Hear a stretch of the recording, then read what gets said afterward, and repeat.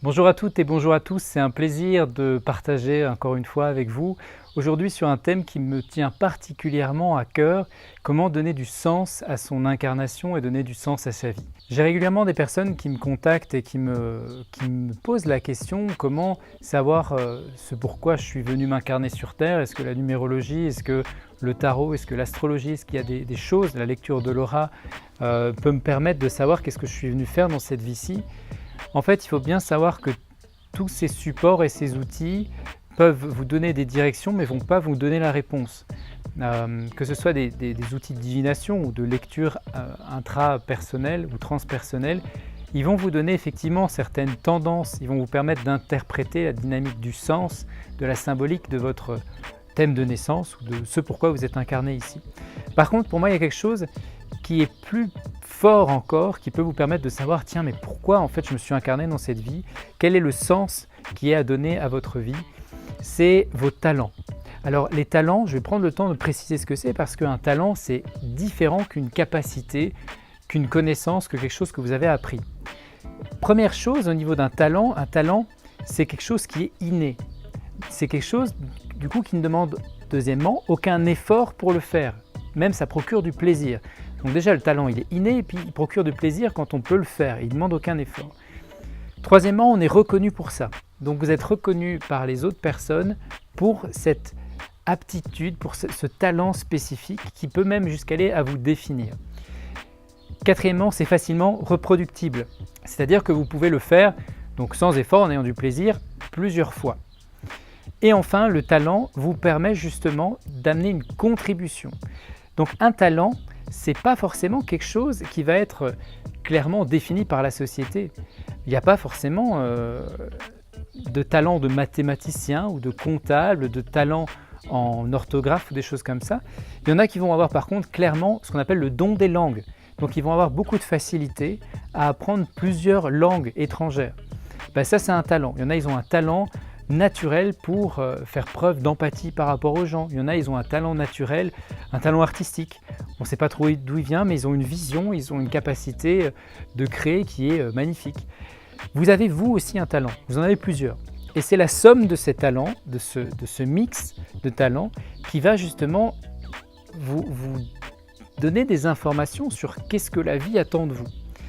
Alors souvent on confond nos connaissances, nos apprentissages, qui viennent de notre éducation, qui viennent de nos études, et nos talents qui étaient déjà là avant. Même des fois pire, en fait, nos connaissances prennent le dessus sur nos talents. C'est-à-dire que ma formation à l'université ou au travers de mon travail va petit à petit me faire oublier une part de moi qui est pleine de joie, pleine de vibrations, qui est habitée par un talent.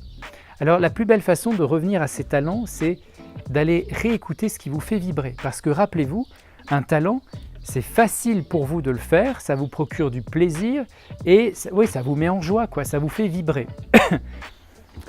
Du coup, le fait pour reconnecter ces talents, la démarche, ça va être de réécouter quelles sont les choses qui vont me faire vibrer lorsque j'exprime quelque chose.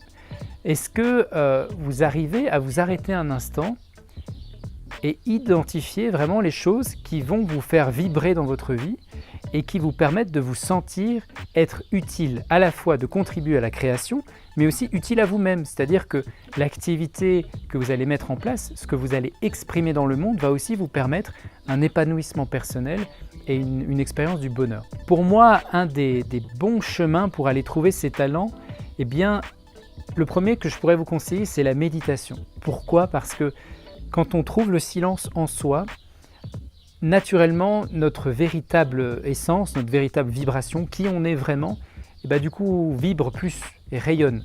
Imaginez, vous êtes dans un restaurant, il y a beaucoup de personnes qui parlent et vous avez une musique de fond que vous n'entendez presque pas.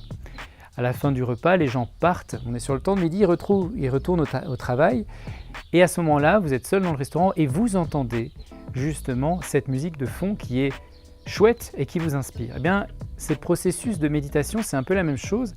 Vous avez un quotidien avec une charge mentale, avec plein de pensées, avec plein de stimulus dans tous les sens.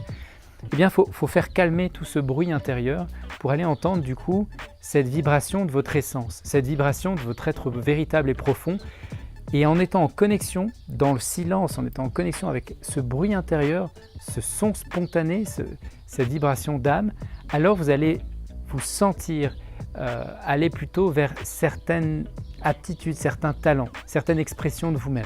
L'autre aspect, un exercice que j'aime bien, c'est de faire de la visualisation créative. Donc ce qu'on appelle aussi les vision boards ou les tableaux de vision.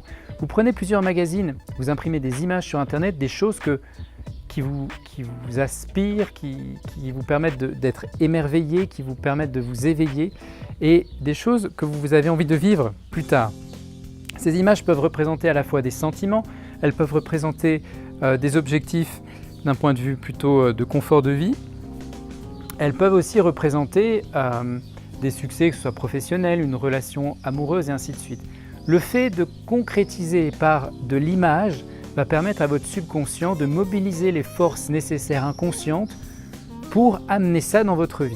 Et du coup, ce qui va se passer, c'est que petit à petit, en prenant le temps de ressentir ces images, de faire le point, de demander à la vie quelque part ce que vous voulez vivre, eh bien l'extérieur va vous renvoyer aussi l'autorisation, ce mot est important, l'autorisation d'être vous-même et du coup en fait de vibrer pleinement vos talents. Le pire ennemi en fait de nos talents, c'est la recherche de perfection. Depuis qu'on est petit, on nous apprend à être parfait et à convenir à une norme. C'est le pire truc, en fait c'est la meilleure chose pour être malheureux. C'est vraiment d'essayer d'être parfait. Par contre, pour retrouver vos talents et refaire l'expérience du bonheur, votre quête à partir de maintenant, c'est la quête de l'unicité. Qu'est-ce qui vous rend unique? Pas parfait. Vous êtes imparfait, vous le resterez toujours, on l'est tous et c'est très bien comme ça. Par contre, chaque individu est unique, il a été choisi par le cosmos, l'univers, ce que vous voulez, pour jouer son rôle. Personne ne peut jouer ce rôle-là mieux que vous, votre rôle, personne ne peut le jouer mieux que vous. Et pour ça, vous êtes unique. Eh bien, c'est d'aller entendre votre unicité, de vous autoriser à la vivre et de la rayonner pleinement. Ça va donner du sens à votre vie. Maintenant, élément important que je voulais dire aussi, c'est que beaucoup de personnes n'arrivent pas à se sentir alignées par rapport à leur expérience terrestre et se sentir être en connivence avec le sens de leur incarnation parce qu'ils ont peur de faire les changements nécessaires pour être à la bonne place dans leur vie. Cette peur-là est un des verrous majeurs en fait qui bloque les personnes à se sentir bien alignées dans leur existence, dans leur vie.